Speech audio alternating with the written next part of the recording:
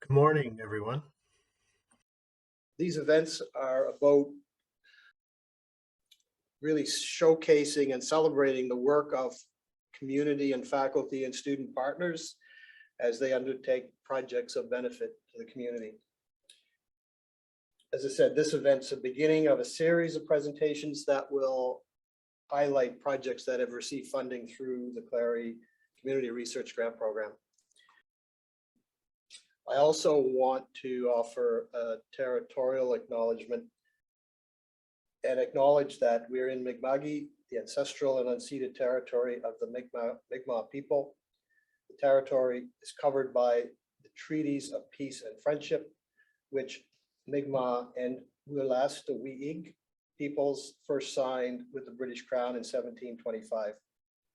The treaties did not deal with surrender of lands and resources, but in fact recognized Mi'kmaq and Wolastoqiyik a title and established the rules for what was to be an ongoing relationship between nations.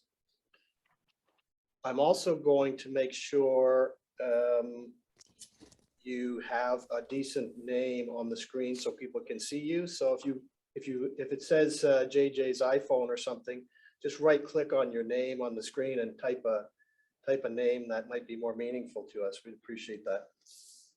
Also, Danielle, if you could prompt people in the chat, be nice if people just say who they are and who they work for or what they're doing here in any case.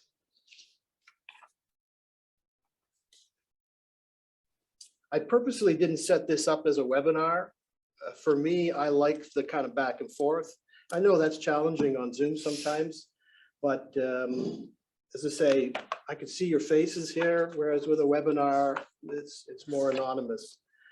So I encourage you to either ask questions as we go in the chat. Danielle will keep an eye on that. Open your mic if you really feel that strongly about a question and stop us. I think Megan, Phillip, and their teams will be fine with that. Obviously do it respectfully. Or raise your hand, and again, Danielle will keep an eye out for that. I don't mean to raise your hand in video. There's actually a function in Zoom to raise your hand. Adam, I'm going to put you on the spot while you're doing email. I'm telling Daryl to look for his link. Oh, okay. Do you want to say anything as chair? I'm going to introduce Adam Sarty, who's the Associate VP of Research here at St. Mary's, but is also the chair of CLARI. So CLARI is the decision-making body of CLARI is the 7 AVPRs in the seven founding institutions of CLARI.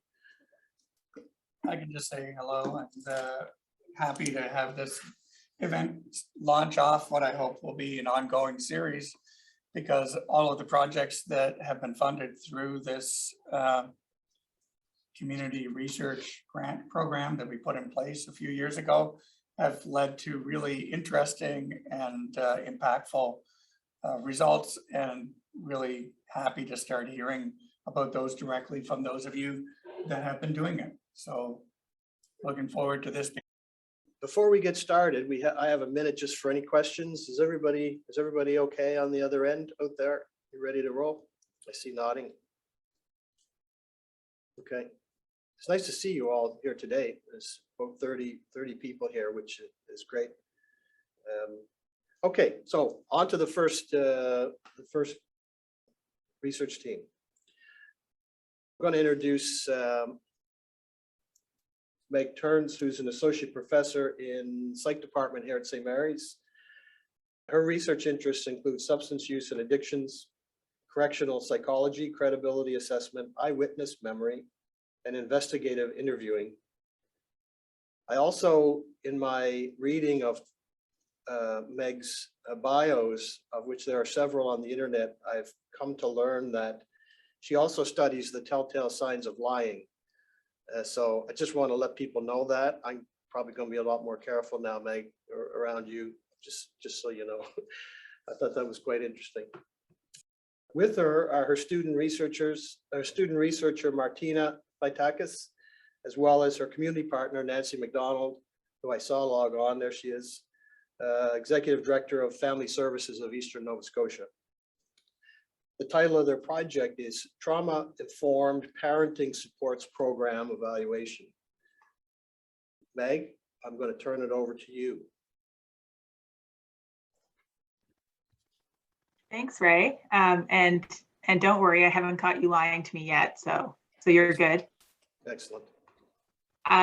So I'm going to turn it over to Nancy right away, because this all started with her. So Perfect. Go ahead, Nancy. Sure. Thanks, Meg. All right. Well, good morning, everybody. And I just want to first say thank you to the university and to Ray to this lab.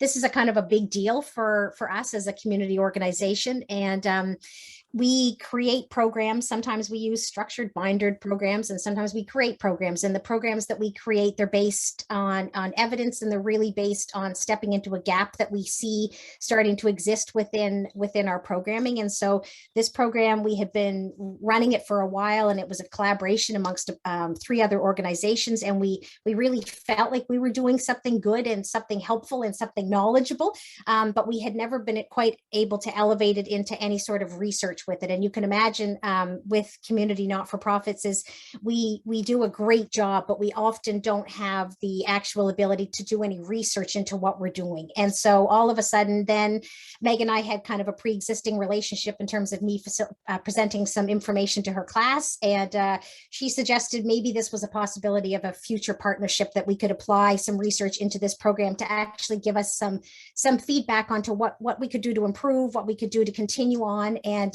so yeah, that's kind of the history, and then it's flowed from there.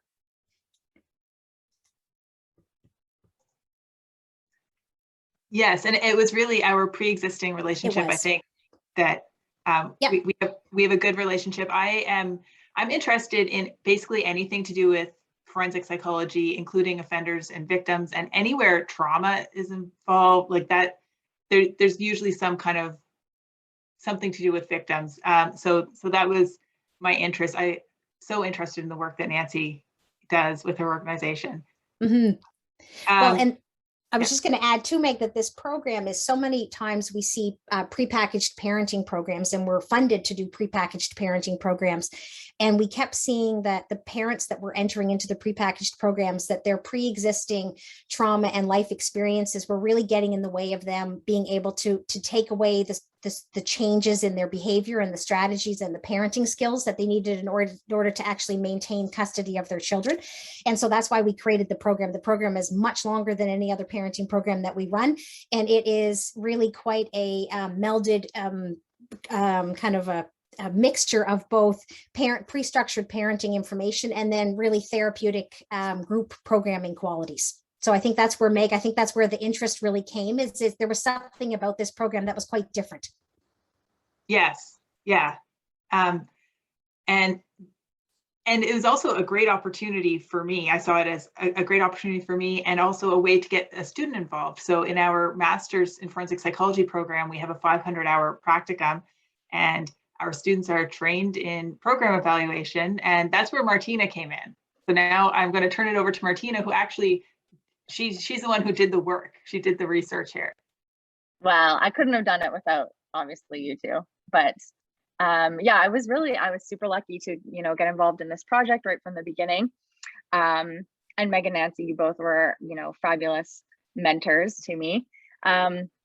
So I guess maybe I'll talk a little bit about kind of what what the evaluation looked like. I think Meg, you have some of the infographic stuff that you can share with everyone, if you so please. Okay. So yeah, basically, maybe I'll start from the beginning. So, Nancy kind of touched on this trauma-informed parenting support program was developed to fill this gap in programming that exists in Nova Scotia. So rather than having these kind of prepackaged traditional programs, they noticed that these high-risk families were not having programming that met their needs. And so what we decided to do was an evaluation of it, just to kind of make sure that it was doing what it said that it was doing, right? We want to make sure that the program is actually meeting the needs and the goals that the participants have. So that was one of the big whys of our project. So it was to make sure that participants were having their voice heard, to make sure that they were being able to get the most out of the program. And ultimately, like, the evaluation was to kind of take a critical lens at the program and ask participants what they thought of the program, because, you know, in the end, it was developed for them. So it's important that family services knows that what they're doing is meeting the needs and actually helping participants reach or teaching them valuable and useful information. So I see what you have up on screen there. So yeah, I think I talked a little bit about the background. So the way we did this evaluation was by conducting qualitative interviews. So I did that, unfortunately, over the phone because of COVID, but I did that with both of the participants and the facilitators. And this was, I think, the most meaningful part of the research project for me. I had amazing conversations with everyone, and I don't think there was a single interview that was shorter than an hour long. So everyone who wanted to talk to me, like everyone who talked to me actually wanted to talk to me. Nobody, you know, I don't think anyone felt like they were being forced. I hope they felt like they weren't being forced to talk to me. And they really wanted to give me their thoughts and opinions and their feedback on the program. And one of the things that was really awesome for me too, to experience as kind of the student lead on this, was that a lot of the participants got vulnerable with me. And I think that was a really nice way for them to feel included, both in kind of bettering the program, having their voices heard, and that a lot of the participants still had connections to family services. So even after they finished the 26 weeks of the program, they still, you know, used the resources and attended, you know, meetings there and stuff. So their heart was really in it. So yeah, I guess, so the interviews happened over the phone, and there were some challenges, of course, in terms of that, building rapport and making sure people were making their time slots. It definitely would have been nicer to go to New Glasgow and interview people in person, but that's just not the way it worked out. And a lot of the participants who started the program started in fall of 2019.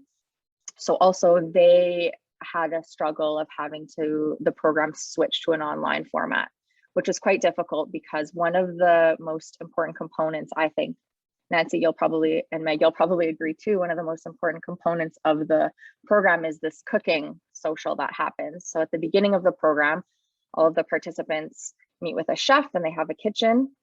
And it's just a nice social way to make a meal and meet with your other participants. And that got kind of cut off during COVID. So that was something that can't be replaced over Zoom. So we went through semi-structured interviews with the participants. So we gathered first some demographic information, but most of the phone conversation was open-ended questions. So I asked you know, the participants what they really enjoyed about the program, things that they thought the program was doing really well, what they thought the program could do better. I also talked to them about content-wise, you know, about things that they thought were really hard or really easy to learn. And throughout the, pardon? Did I say something? No? Okay. Sorry, I thought I heard something. I also talked to them about some of the activities that they liked. So throughout the 26 weeks, there were tons of activities that the facilitators, you know, started for the participants. One of those is like a beautiful tapestry weaving activity. They also do like a family tree sort of thing to kind of see, you know, the generational trauma kind of on paper.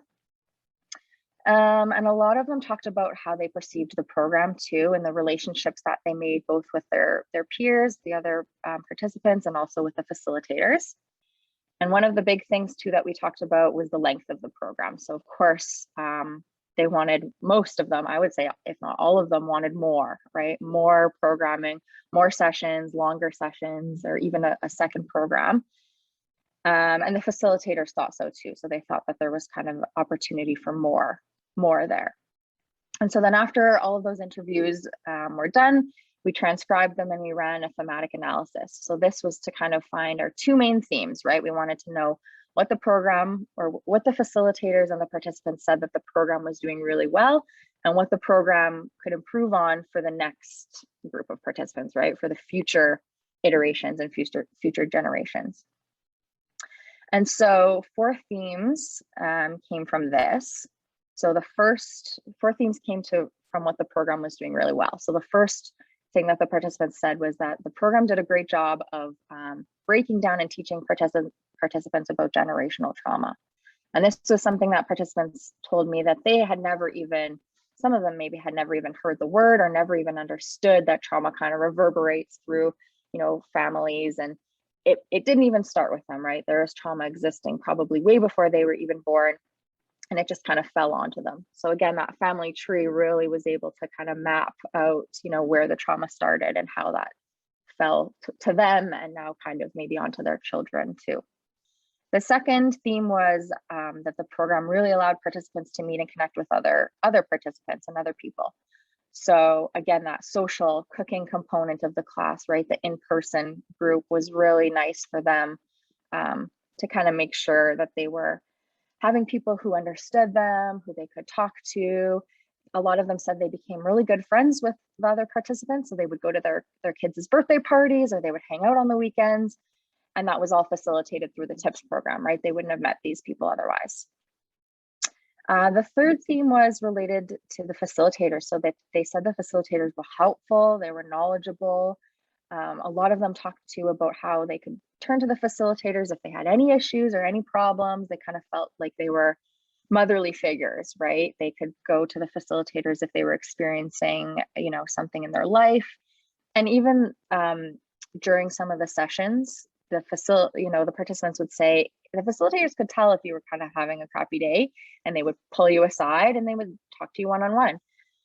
And that was really special and really important for the participants.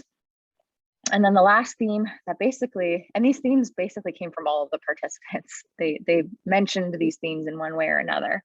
So the last one was how good the mindfulness and the self-care component of the program was. So the program focuses a lot on kind of making sure you're able to ground yourself and, ground yourself to make sure when you're responding to someone, you're doing so in like a calm and collected kind of way, and taking care of yourself. Self-care was really a big also component that the program really pushed for. And that was something that participants said that they found really useful too. Some of them, again, had never heard of self-care or never knew, that they needed to take care of themselves first before, being able to take care of someone else. Their cup had to kind of be full before they could pour. And so then the three themes related to what the program could improve on. The first one, of course, like I mentioned, all of the participants said that they wanted more, they wanted longer sessions.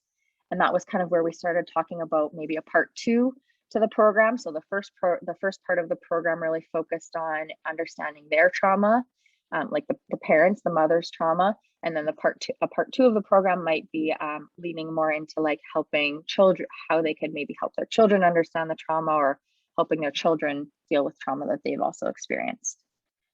And that kind of leads into the second theme too, which was going more in depth into certain topics. So, making sure that because there's so much to talk about when you're talking to these mothers, especially if you're just introducing someone to the concept of trauma and you're just helping them to understand what they've experienced in their life.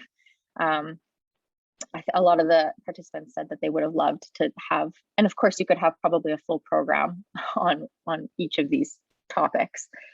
And so that's kind of what they discussed too.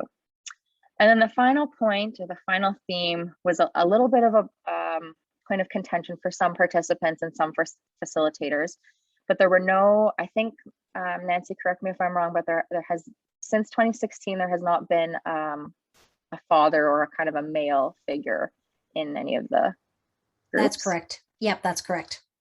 Yeah, and so I think a lot of the women in the groups, obviously, so, one big component of the group is the group discussion. So participants need to feel safe. They need to feel like they can trust the other participants. You're going to get really vulnerable with everyone. And a lot of the women have experienced abuse, at the hands of a man. And so that might not have been the best way to implement that. But a lot of the women did suggest that having a male point of view in some of the group discussions would have been helpful for them. Also, just to even get a male perspective in terms of acknowledging that men also experience generational trauma. Men can also experience neglect and abuse in those types of situations. So maybe that might have looked something different, like having, a male facilitator or something, rather than having a participant come in and be with them for the whole 26 weeks. So those were our themes. And then from those themes, we kind of came up with some recommendations that we gave family services. And the first one was to administer pre and post test surveys. And so the rationale behind this recommendation is to really make sure that you're understanding what the participants know at the beginning of the program versus what they know at the end of the program, to make sure that the content you're teaching the participants is actually what they're learning. And then the second recommendation was to review the short and long-term program goals. And this was just, again, to make sure that participants knew, what they were going to learn when they came into the program, and to make sure that they knew what they weren't going to learn and what they were going to learn. Because again, I think some of the participants, wanted more, they wanted that more, and there isn't enough hours in the day to talk about everything. So making sure that that's really clear to them. And then the final recommendation, and this is kind of a hard one because everyone who I talked to, again, was willing to speak with me and had a really, really positive perspective. And this could be just because the program is so fantastic that there really is nothing that needs to be changed. But more likely, it's important that as the program gets bigger and as more participants go through, there are probably going to be people who have more constructive feedback to give. And that's important in making sure that the program actually takes that constructive feedback. Of course, it's wonderful to get positive feedback because the program did do so many wonderful things, but it's important to get that constructive feedback to make sure that, you're making the program actually better for the next iterations. And so that was kind of all I had to speak about. I don't know, Meg, Nancy, if you have anything else that you want to add to that, or if there's anything I missed. I think you covered it. Cover most of it. I think you did too. And just to note the complexities, I'm glad you mentioned it, Martina. Had we known that we would be trying to do this in the middle of a pandemic when we first started this process together, I'm not sure we would have proceeded. But I just want to kudos to you both for continuing on and working with us in a flexible and responsive way through the pandemic to actually get it done. Yeah, I think it was hard too for the participants to It was. And I can imagine a lot of them relayed that to me, that it was the ending of it was difficult. It was such a safe space for them. Yeah.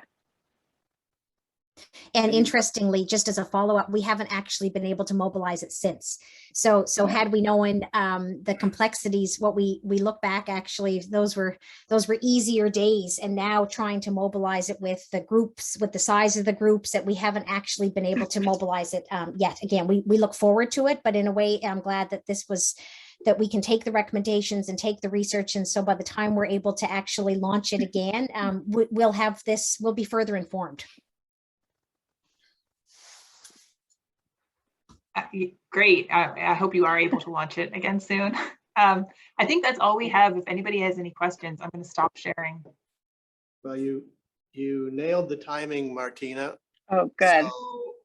So, that's, for me, that's rule number one of a great presenter.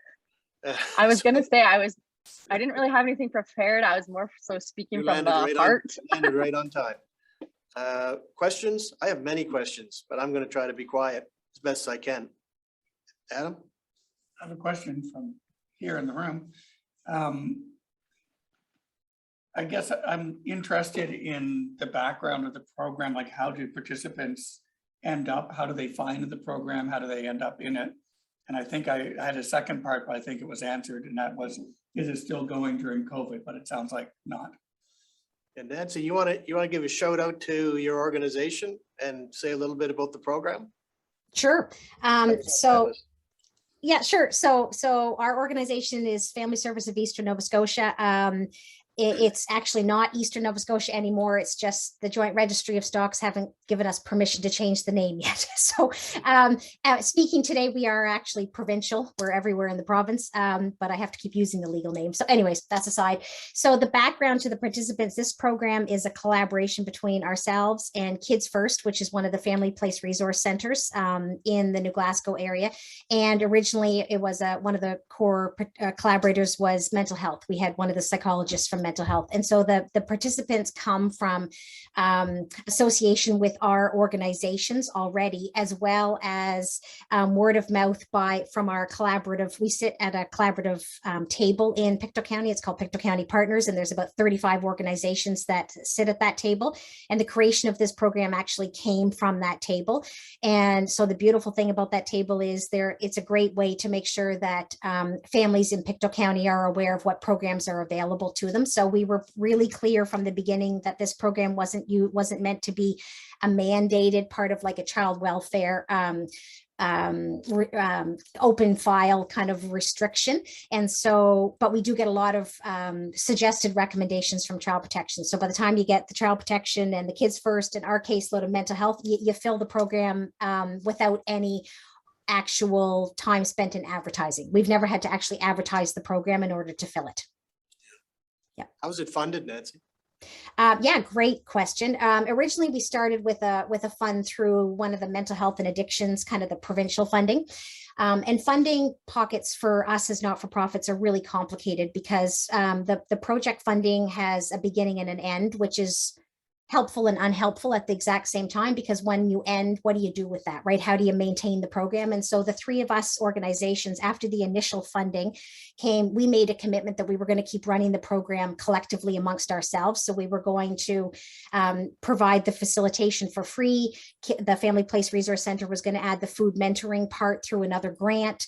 And we were going to provide the leadership and oversight. And just as a commitment to the community, we really felt strongly that ethically it wasn't okay for us to pull this program. This wasn't like a 6-week program. This is almost a year long. Like, this is a long program. And so we, as three organizations, and it really ended up, the psychologist retired. And mental health changed, became all kinds of different things happened in that system. So it really became Family Service and Kids First.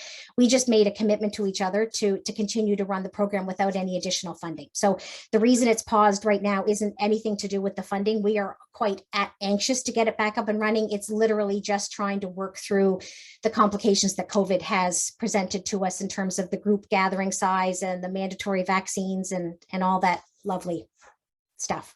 Okay. Yeah. Other questions, comments?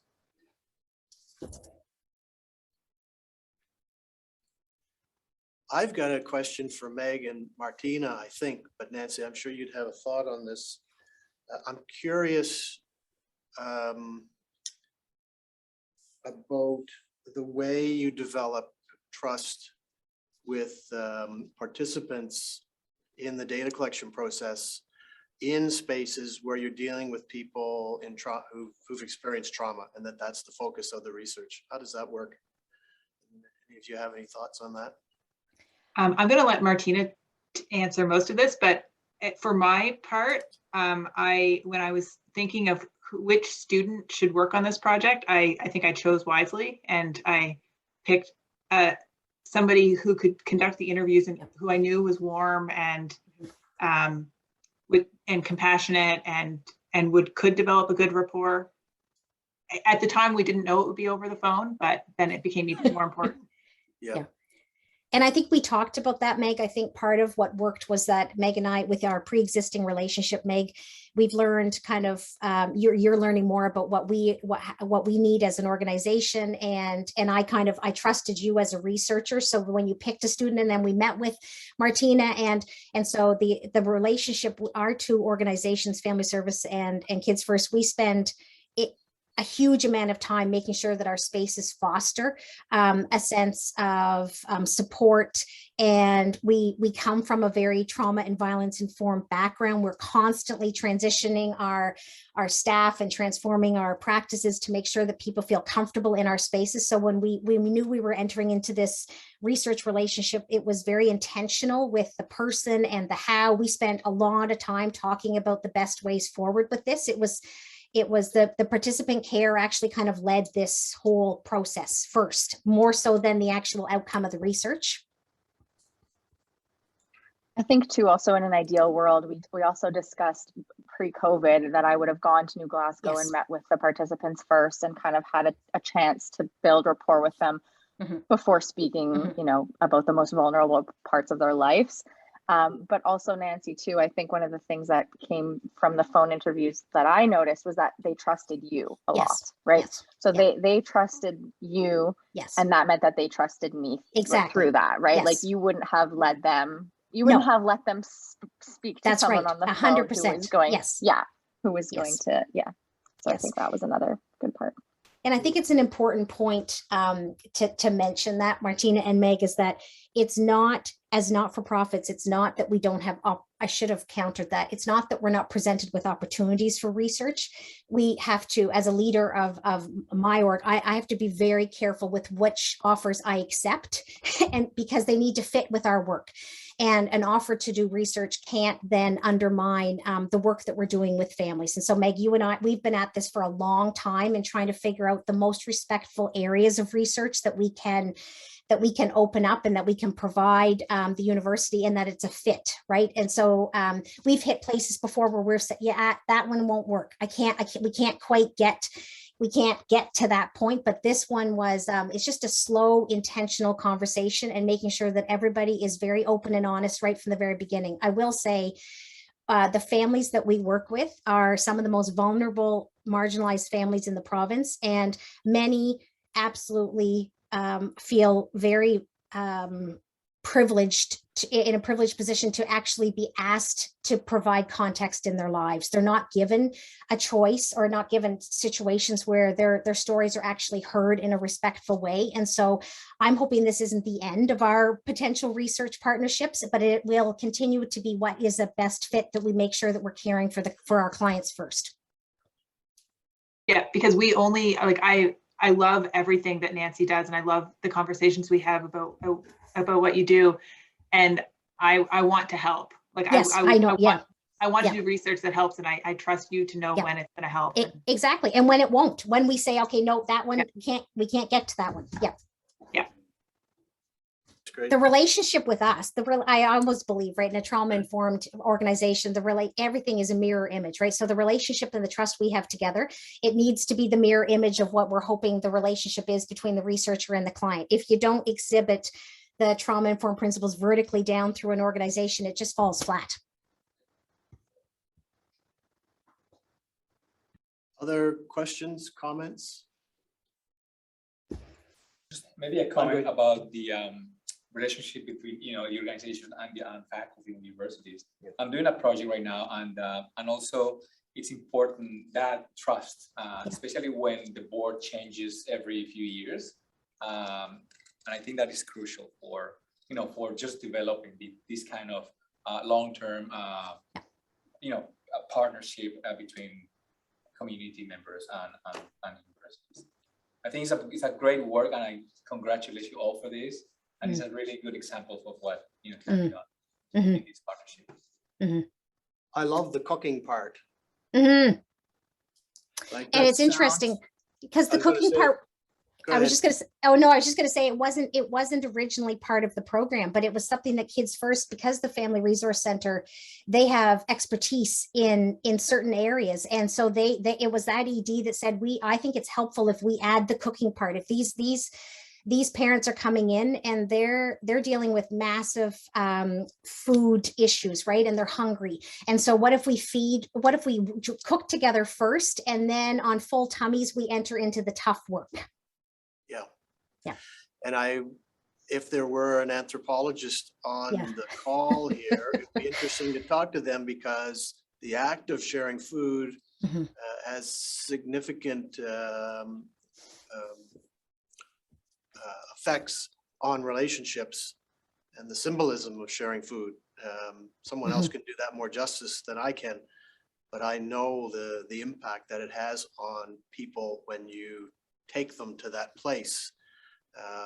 So I thought that was pretty cool, and it's interesting that it was maybe a sidebar when you started, but now it's become more central to the program because of the benefits that you've seen. Yep.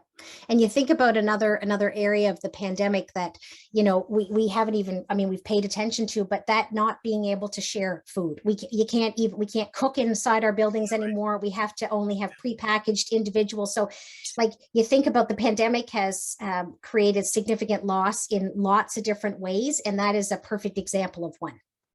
Yeah. What's next, Meg, Martina, Nancy, for the research and for the program? You talked a little bit about it, but I'm curious, where are you going now? I mean, I think Nancy and I hope we'll continue. 100%. Yeah. Yes, 100%. 100%.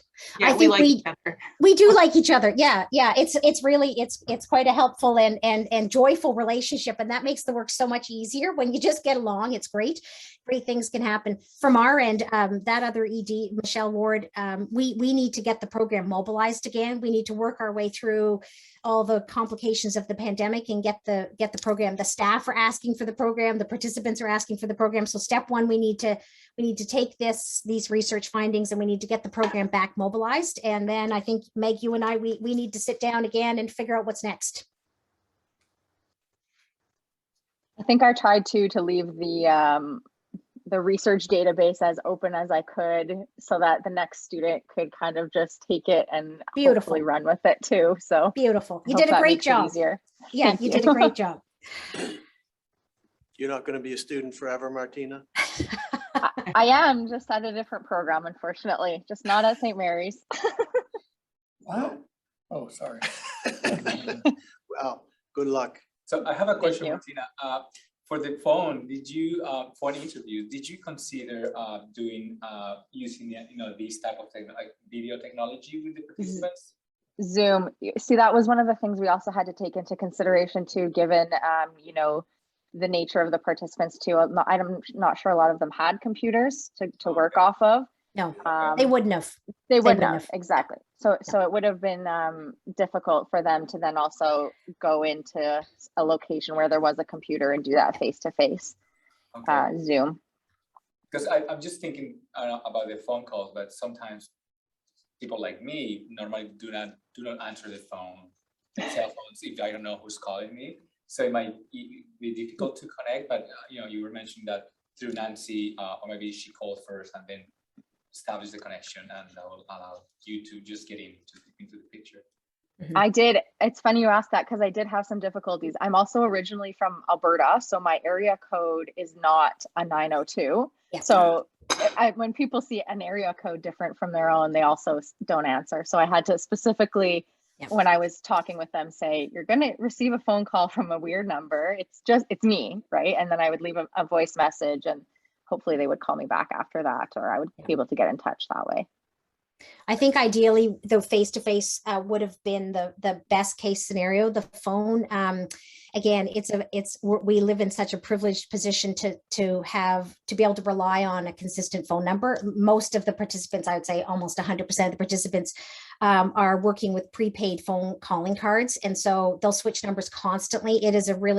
It's a common thing for us to have difficulties with connecting with the families that we work with via phone. And so that was another issue that led to this. We provided Martina with a list of the phone numbers, and whether those phone numbers stayed relevant by the time Martina contacted them, there's a very good chance that they wouldn't have, that they've already switched to a different phone number. And so ideally the face-to-face, ideally the pandemic would never have happened.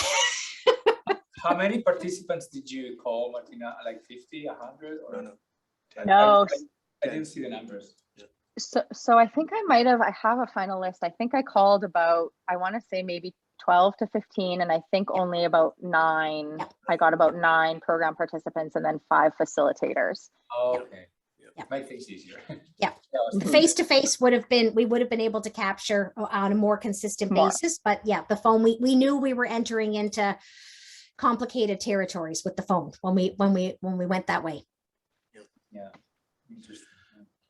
Thank you to the three of you. That was lovely. I thoroughly enjoyed it. I want to do a couple things before we move on to introduce Phillip and Shaleen. I noticed a lot of people introduced themselves, but people in the room here didn't get a chance to introduce themselves. Well, Adam, Sarty, of course, but I'm going to let the other two introduce themselves, and that was a miscue on my part, so I apologize. Oh, so go ahead, please. Okay. Hello. I'm Victoria. I'm from MSVU. I'm actually doing a master in applied human nutrition. Okay. Mm-hmm. My name is Andres Arteaga. I'm a faculty here at St. Mary's. And CLARI funded project. Yeah, I'm CLARI funded recipient on. I'm working with the Hispanic community in Atlantic Canada about creative writing workshops. So we just, I mean, we're in the middle of the project, so I'm just learning about, different experiences that you guys have. Thank you. Thank you, guys. There was one more thing I wanted to say, but I didn't write it down. So there you go. Oh, I'm sorry. At the end of the session, we're a couple of minutes late, but at the end of this session, I meant to say this at the start. I'm really hoping that we can have a broader conversation about community research, not only about these two projects, but about the relationship between the community and faculty and students.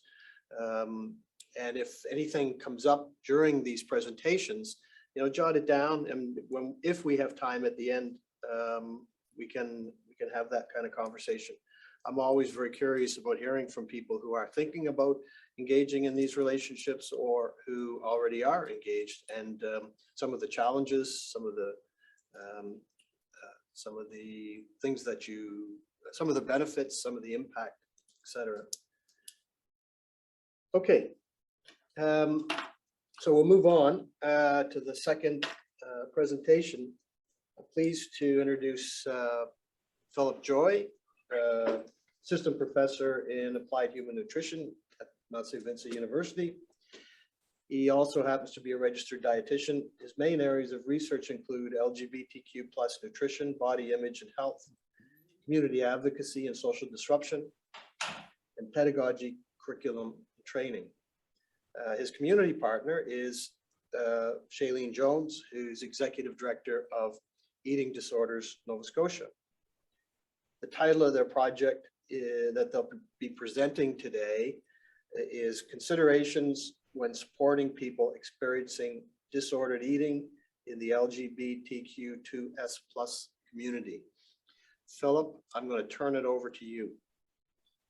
Hi, thanks for having us here and to talk about our project. I'm just going to bring up our PowerPoint.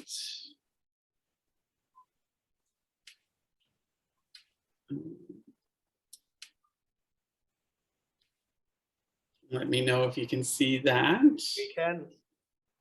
Awesome. So as you said, our project is entitled Safe, Seen, and Supported, Navigating Eating Disorders Recovery in the 2S LGBTQ+ community. We've already kind of went through the introductions. I'm Phillip at Mount St. Vincent. My wonderful and supportive community partner was Shaleen with Eating Disorders Nova Scotia, and our student who also did wonderful work and a lot of hard research was Megan White, and she'll be talking with us today. So a big shout out to all of those folks and to CLARI for funding us with this project. We really appreciate it. I'm going to turn it over to Shaleen to talk about our collaboration. Thanks, Phillip. And this is my first time seeing these slides, so it's a lovely surprise to me. And exactly what you have on the slide was exactly what I was going to say. So I think that speaks to how well we've been able to collaborate together. So hi, everyone. My name is Shaleen Jones. Pronouns are she, her, and as Phillip said, I'm the Executive Director for Eating Disorders Nova Scotia. So I'll just give you a brief bit of information about Eating Disorders Nova Scotia. We are a provincial resource for anyone who's impacted by eating disorders at any stage of the illness. We really believe that because recovering from an eating disorder is really difficult, accessing support should not be. And so we look at creating low barrier, easy to access ways for people to go from being concerned about their food and eating and not eating to being able to access support, and then being able to walk them to additional resources and support should they need them.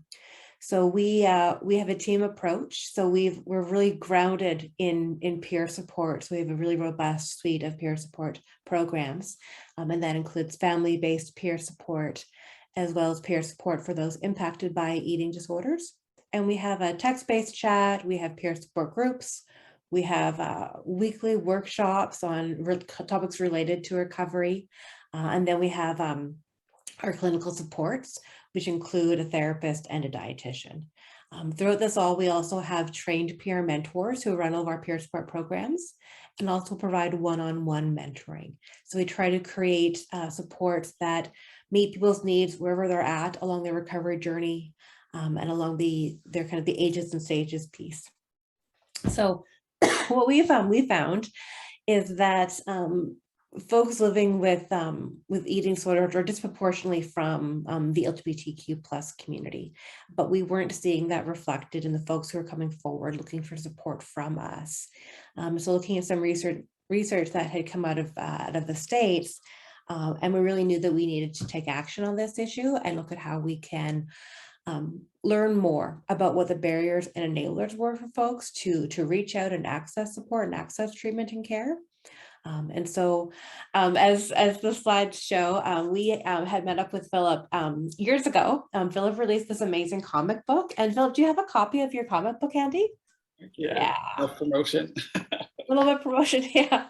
So this came across kind of my Twitter feed. I'm like, oh, I've got to talk to Phillip. This looks amazing. And we met the glitter bean and started kind of mapping out like where our interests intersected.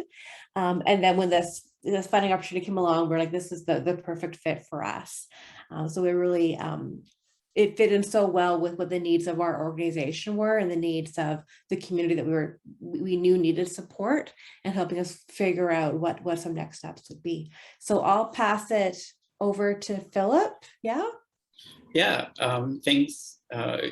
Perfect description of how this partnership came into being. I guess, you know, as academics, we like to look at why research is needed, but you know, from the health literature, we know there's increased body dissatisfaction in eating disorder diagnosis in the 2S LGBT communities. These communities and the people within them also face a lot more barriers to accessing not just eating disorder support, but general health care in particular. And there's a general lack of understanding in these professions on how to provide safe, supportive, and representative care to LGBTQ people.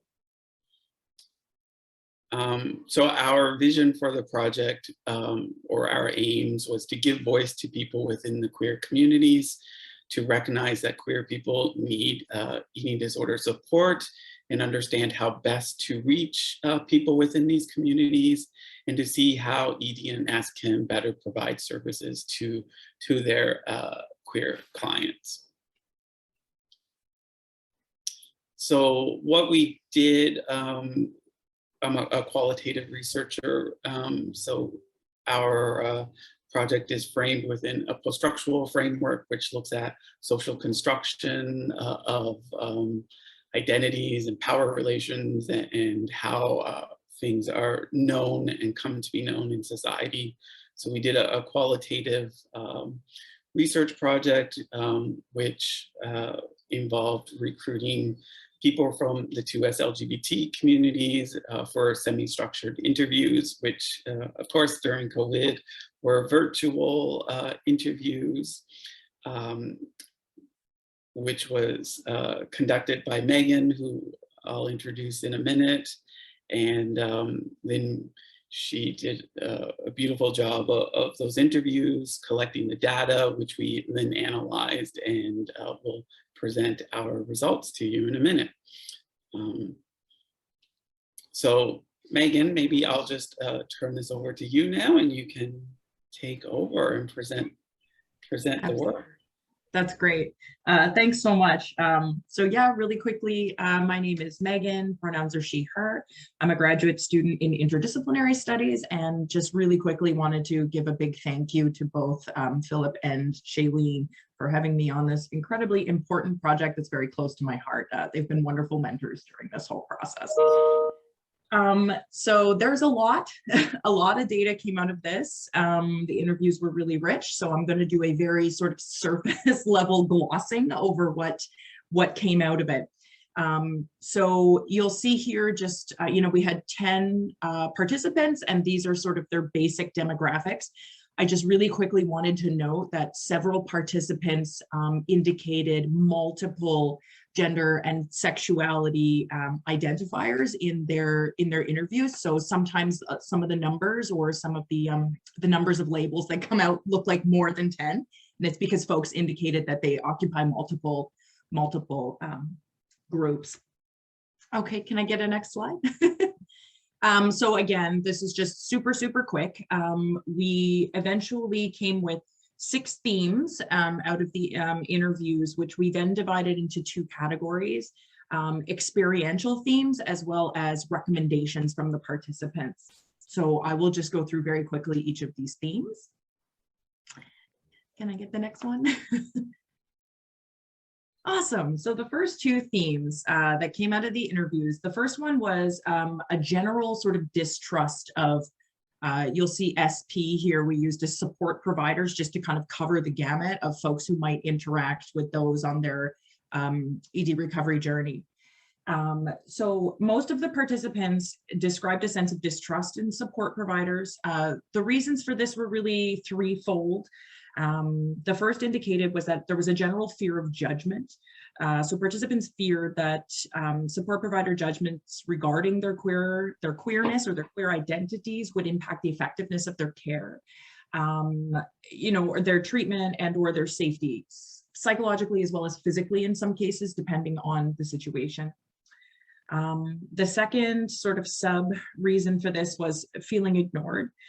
Participants felt often that their queer identity was sometimes ignored or avoided by support providers, as a result of cis heteronormative judgment. That's pretty pervasive. The third was feeling othered. So a lot of participants reported coming to support programs feeling like outsiders, feeling that their sexuality and gender identities made them sort of other than the group that the support programs were designed to serve. The second theme, which might be the most pervasive, was around shame. So participants' individual experiences around this theme were admittedly varied. However, feelings of shame about their bodies in relation to their queer identities was present in every single interview that I conducted. So 2 sort of sides to this coin. There was shame regarding queer identification, with a lot of participants describing feeling a sense of wrongness in their bodies. And then the second was a desire to lessen visibility or to kind of take up less space. Can I get the next slide? So then theme 3 was the perceived lack of understanding. So this theme just examines respondents' expressed belief that a lot of support providers were unaware of several elements of the queer experience that they deemed important to their eating disorder recovery. Interestingly, there was a competing discourse that emerged here with, some of the participants expressing that sometimes the support provider's lack of knowledge creates another sort of opposite problem.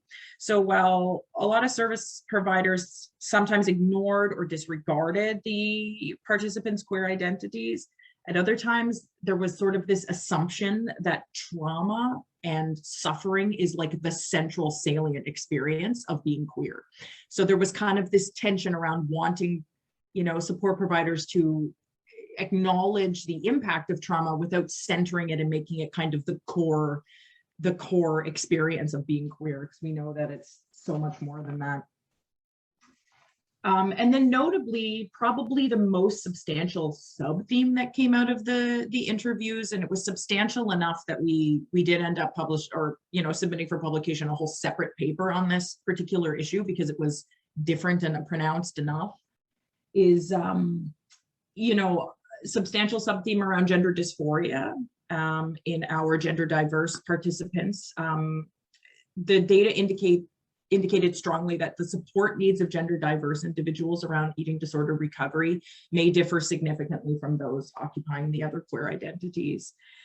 So the most important element was that participants felt that a lot of support providers didn't sufficiently understand sort of the difference between a body dysmorphia and a gender dysphoria and how those elements interact in the sometimes function as causal factors for eating disorders or how they interact. The next slide, please. So then the final three themes I'm going to kind of cover because they're all so interrelated. I'll cover them in one slide. And these were themes that emerged as suggestions for ways that we can improve programming for eating disorder recovery and support for those in the queer communities. So we asked our participants what types of things that we thought service providers could do to make things better. So three of the most important things that came up were shared lived experience. So that was really important to participants. They described most of their most successful relationships in their recovery process as with support providers who were themselves queer. So that was kind of the main underpinning of what participants were looking to see in the programs. And then the other thing is sort of just more diversity. So I mentioned that a lot of participants saw their most successful relationships as with, fellow people occupying the queer community. But interestingly, the most important thing that they talked about was really just more diversity in general. It almost didn't, that the presence of diversity was more important than sort of the type of diversity, if that makes sense. They didn't have to kind of occupy the same intersections. And then the third thing, which was kind of interesting because as Shaleen mentioned, Eating Disorders Nova Scotia does a whole bunch of this peer-to-peer support. And almost all of our participants identified that as one of the most important and helpful kind of things that they think there could be more of. Next slide, please. So yeah, that's just the really quick reflections and summaries about kind of what we found. And yeah, maybe the next one, sorry, I kind of covered all of that. Yeah, so finally, our team kind of came up with some suggestions for support providers that we kind of put together based on the data, as well as in, consultation with, the folks from EDNS. And basically what it comes down to is just, the biggest thing is just for clinicians and support providers to avoid making assumptions. So things like participants said that, when support providers sort of assumed gender based on things like, clothing, tone, or pitch of voice, those types of things, that we just want to avoid that. And it's actually better, they indicated, to just sort of ask. So avoid using phrases like preferred pronouns and just ask, because pronouns are not preferred, they just are. And then to sort of circle back, avoiding assuming that trauma is the central experience of queer people, and avoid conflating gender dysphoria and body dysmorphia. So we suggested more trauma-informed approaches, especially along with a body neutral approach. So yeah, that is a really quick, just sort of gloss over the data that came out. And then on the next slide, we also just wanted to thank Daniel McLaren for the beautiful artwork that we used for all of our projects, because, representation matters. And I love these images because they are just so full of joy, and they're so diverse, and they're so full of love, because again, there's so much more to being queer than trauma narratives, right? So yeah, that's sort of the very quick skimming of the results. And thank you so much. Thank you. I just want to go ahead. Thank Megan, who has just been a superstar, and we're so glad that you joined our project. We have a set of postcards that summarize the recommendations and themes from the project. Oh, there we go. So if you would like a set, just drop us a message. You can message us here in the chat. I'll drop my email address in there. We can make sure you get a set of the cards. We also have the final report, and I believe that's on the website now. Say that again, Shaleen. I believe the final report is now on the website. Maybe. Maybe it might be. It might Did be you on my see it? website. Okay. We'll find it. If Phillip sent it, I'll make sure it gets up there today. Awesome.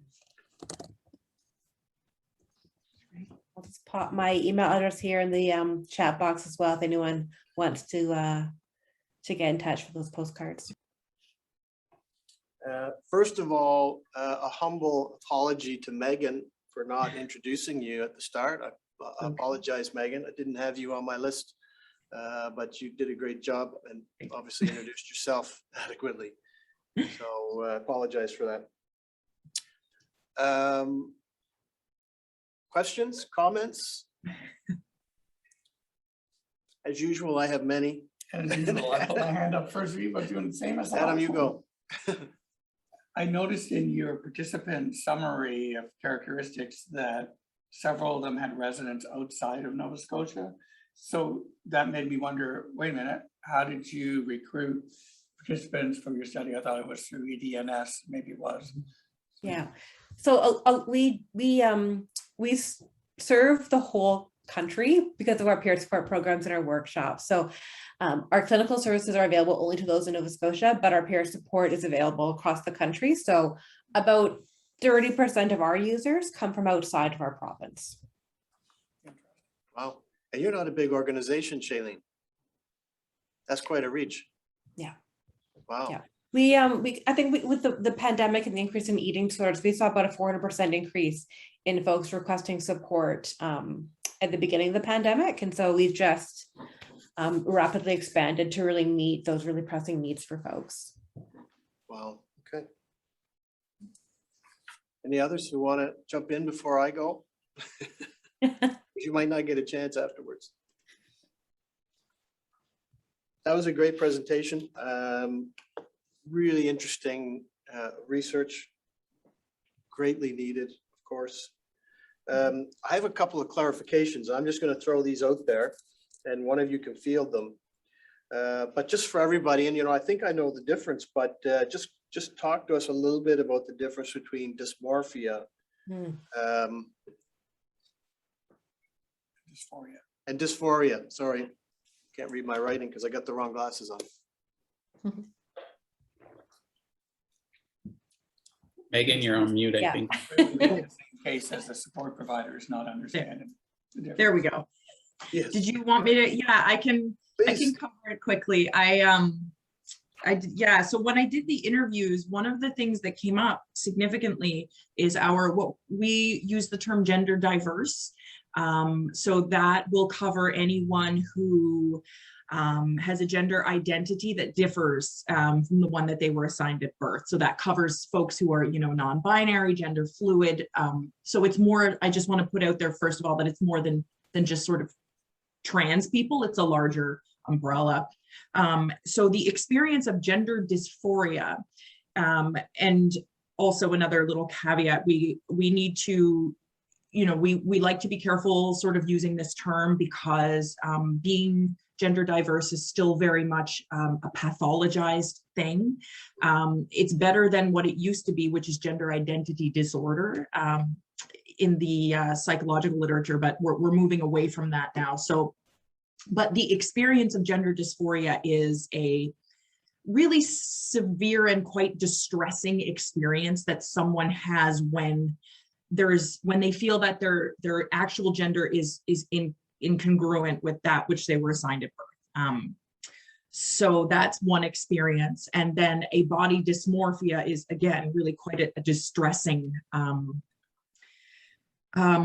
feeling of sort of really uncomfortable in your body, but for different reasons unrelated to gender. In the eating disorder experience, we see, it's more around body shape, size, how much one's body does or does not conform to sort of socially determined ideals. So for a lot of folks, it's around thinness, it's around muscularity, things like that, and less connected to gender. So these two things were really important to know the difference, because what we found is that with our gender diverse participants, sometimes their kind of causal factors for their disordered eating patterns were really more around efforts to bring their physical body more in line with their actual gender than it was around conforming to ideals of, European ideals of thinness or muscularity or things like that. So even just treatment or support initiatives that might be around diet culture or, addressing those socially determined ideals of what beauty is, they weren't as effective for our gender diverse participants, because for a lot of them, their disordered eating wasn't around beauty ideals, it was around gender. So the needs were really different. Yeah. Okay, thank you. Yeah. Anybody else?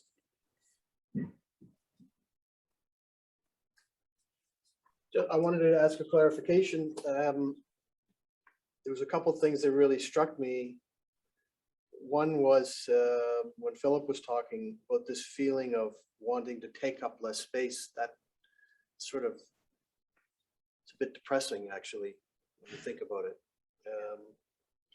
Yeah. So I wanted to put that out there. But the clarification, when in theme 4 you said one of the outcomes of the research was the hope of a shared lived experience. Yeah. I just wanted to clarify that what they're asking or what they're saying there is that the service provider might also be queer as well, and that changes the relationship. Yeah.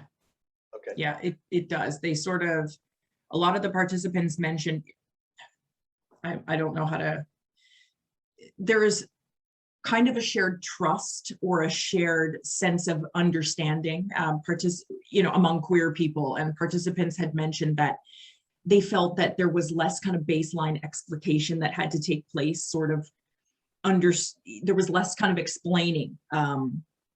Some of the participants mentioned that some of their support providers, they kind of had to explain the ways in which being queer or that cis heteronormative expectations or that being queer in that framework is sometimes serves to undermine somebody's personhood. And we had one particular participant that stands out in my mind who, recounted the experience of having to explain to a nurse, and I myself am a registered nurse, so having to explain to the nurse why she would have internalize the idea that being queer is bad, kind of having to explain these things. So there's a level of vulnerability there that I think for a lot of participants can be quite frightening. And sort of when somebody shares an aspect of marginalization, that there's less of that, it's less scary and there's less explanation that has to happen. Yeah. That makes sense. Yeah, Adam. So with that, I have a follow-up question. Sorry, Ray and I are hogging the questions. I'm trying to understand how you would implement the results, but for that I need to understand better the network that's in place. So for the support providers for the eating disorders through EDNS, are they just people that are through EDNS, or have you been, when you do these interviews with your participants, are they talking about support they've received also through the general healthcare system outside of EDNS, which then becomes a lot more difficult to manage how you change those providers? Yeah. So I guess I don't know the scale of how many people are involved directly through EDNS, and then how where that support platform goes to outside.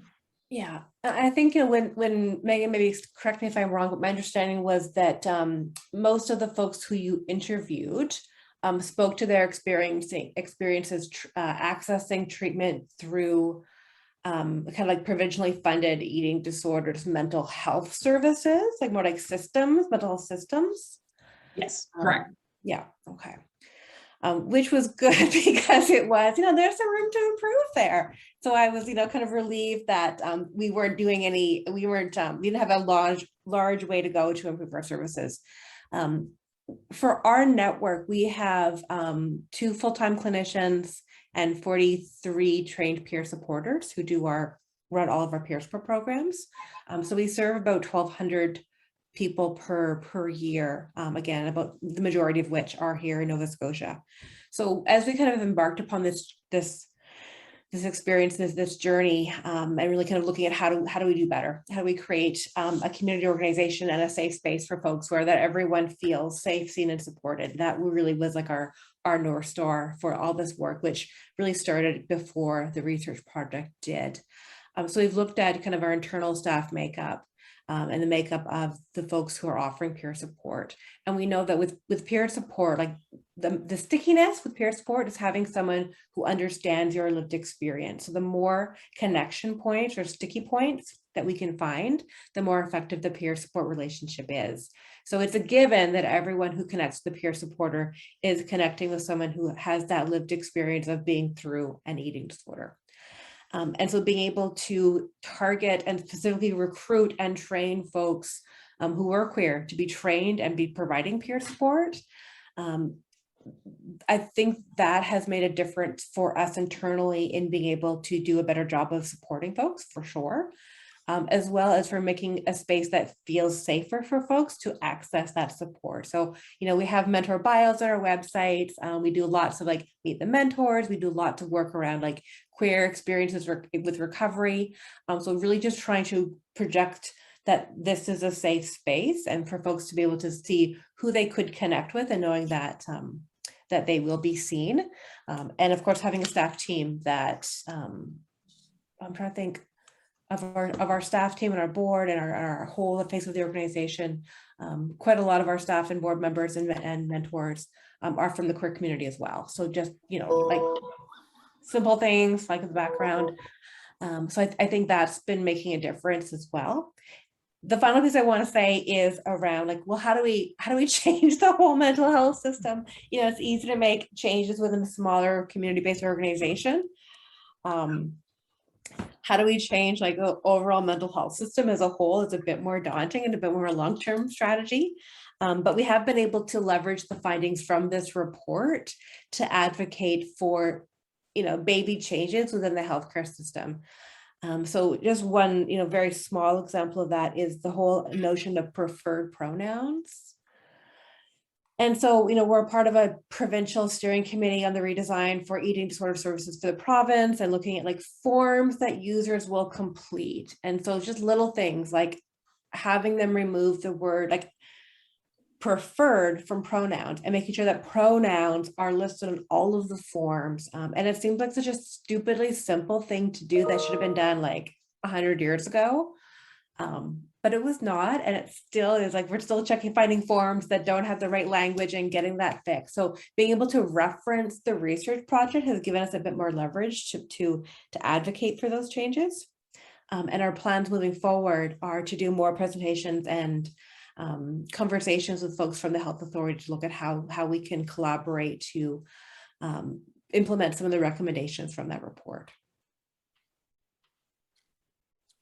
That's great, Nancy, thank you. Having spent time in the mental health and addictions system in Nova Scotia as a policy researcher with the provincial government, I'm just going to say good luck with that. You're doing great work where you are. You seem healthy and happy. I think that's, that's just my advice. You may want to just keep doing what you're doing. Joking a little bit. There's some great people in that system, of course, who I worked with and are still there, beating it out. I have a couple of more questions, and then I'd like to challenge the two project teams with a couple of ideas, but sorry, I have to keep switching my glasses. I'm getting to that age.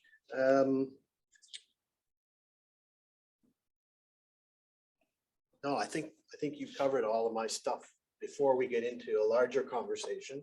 Is there anything in the chat? Yeah, Danielle's keeping an eye out. Is there any? I don't see anything in the chat right now, no. Okay, so if people have any thoughts or questions, obviously free to raise those. I have I was thinking about how I want to do this just for the last few minutes. And as I say, I do want to challenge the project teams, all 6 of you. But I want to share a story with you first. And I want to honor, I guess, in this first event, Margaret Dykeman at CBU, who passed away this winter. She was one of our first funded projects. I knew Margaret a little bit from my time in government because she had a kind of a circuitous path to CBU where she spent a lot of years. And when I landed at CLARI, she spent several days, about 90 minutes each, giving me, and I mean this in the nicest sort of way, lecturing me on community research. And they were great conversations. A lot of her thinking still sticks with me. But also, you know, she said a couple of things that struck me. And one was, she said, you know, the kind of research that I want to do, and Patricia Bates-MacDonald might be on the call from CB Correctional Center. I know she signed up, one of Margaret's partners, research partners. But Margaret said, you know, the kind of research that I want to do in the community, I had to make a choice. I had to make a choice between tenure and between engaging with my community partners in the manner in which I did. That's not a criticism of CBU. I think it's a challenge more broadly of people who want to do research in the community. And I just wanted to share that story to kick off a little conversation here about what do these relationships need? You know, I hope that CLARI has played a small part in innovating opportunities for community, faculty, and student partnerships. But in a broad sense in Nova Scotia, you know, there's a tremendous opportunity in this space, not only for the benefits to the community partner, but also to the institutions themselves, but that's I think another conversation because it's a much bigger conversation. But I just want to throw this out to anybody, but I'm challenging the 6 presenters today to weigh in on this. And just a broad question about these partnerships, the importance of the partnerships, but more importantly, how do we make these partnerships easier to engage in? It's not just resources, I know. It's about other things. It's about relationships and connectivity, a lot of other things. I'm just going to shut up there and see if anyone has some thoughts on this sort of broad question about how we all engage together.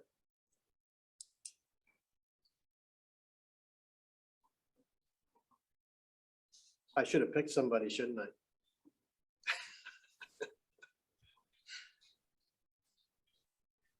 Okay, I'll jump in. And just Ray, I want to give you a shout out. You have been the most delightful person to work with over the course of this project, and you're always available to answer questions, and you're hilarious. So it's been a real privilege to get to work with you on these projects too. I was going to say. Okay, hang on. I just got to make a note, Shaleen. Yeah, let the record show. Points for Shaleen because she said I was hilarious.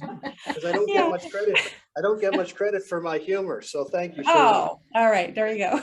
Don't worry, Ray, it's recorded. Yes, thank you, Danielle. Excellent. Sorry, Shaleen. Yeah. So I think you know, for me, what made this possible was you know, I think in this province, like everything is relationship based. It is. And you know, being able to Phillip came onto our radar, and you know, I'm like, this guy seems really cool. I want to work with him. And then having a small enough province that, you know, we can just connect on Twitter and then meet for coffee. Like, I think that was amazing. And then for us to kind of like build a relationship and build trust with each other. You know, I think that lays the foundation for all work that we seem to be having success with, is that relationship based and the opportunity to connect informally and start building trust. And so I just feel like it's been such a lovely opportunity to get to work with some really cool people, and that's what keeps making the work fun. And then to be able to see that the project that we did together is having like real impact on the work that we're doing in the community. it was just so deeply meaningful for me personally, and for the folks that we're trying to serve. There's like a direct through line between the energy you put into the project Yes. and what's going to come out of it. And that's been really rewarding for me to see. Yes. Thank you for that.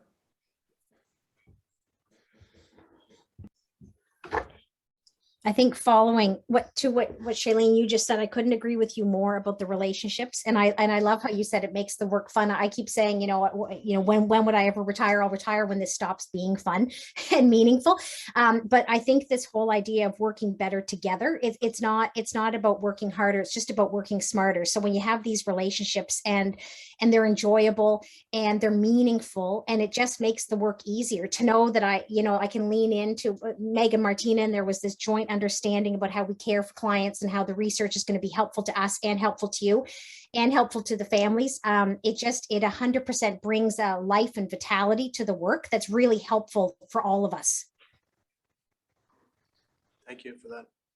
Is social media important for making those connections easier?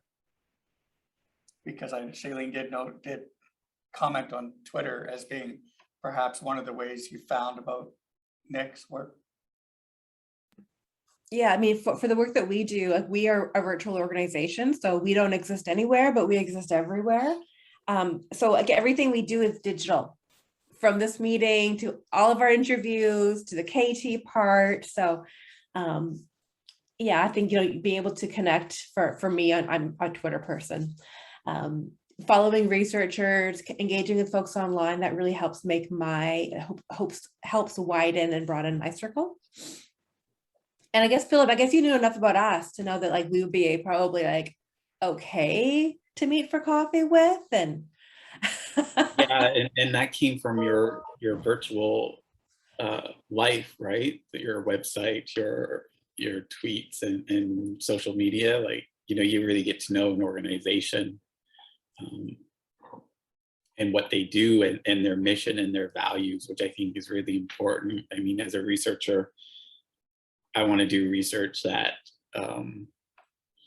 is personal to me and that, is valued and just doesn't live within one academic article that no one's ever going to read, most likely, right? So I think just fostering these connections and these community organizations, and if I, as a researcher, can help fulfill a community organization's values or missions,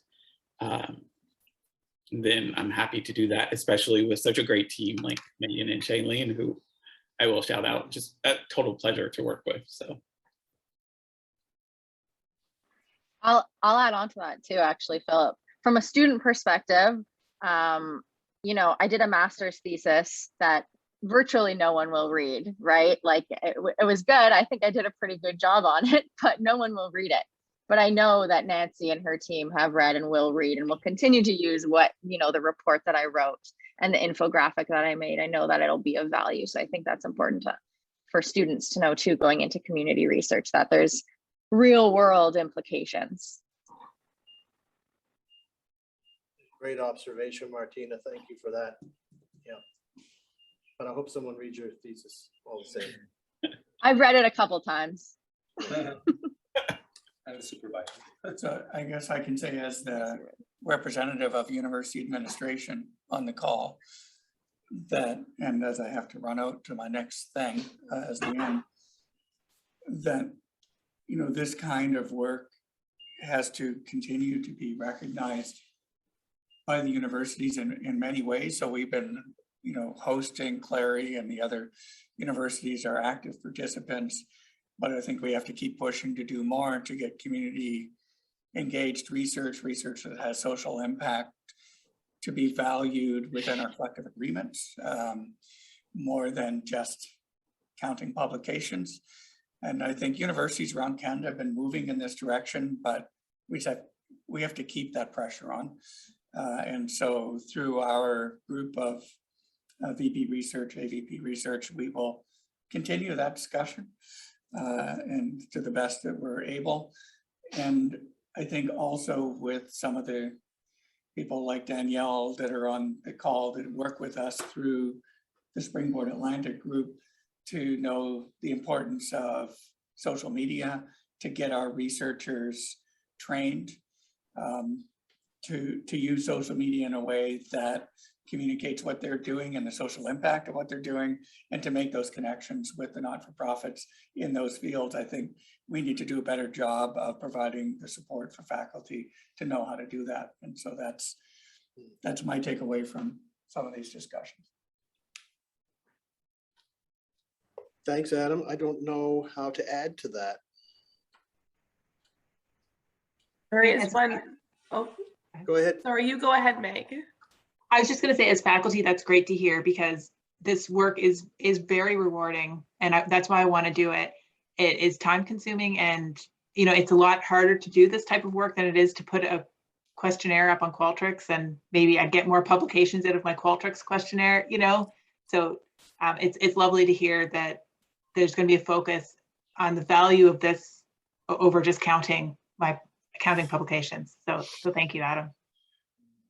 I agree with that too, because it's, being in the middle of the research, basically, we put a lot of time on this, especially in this virtual world, meeting every week for 2-3 hours with participants for 8 months.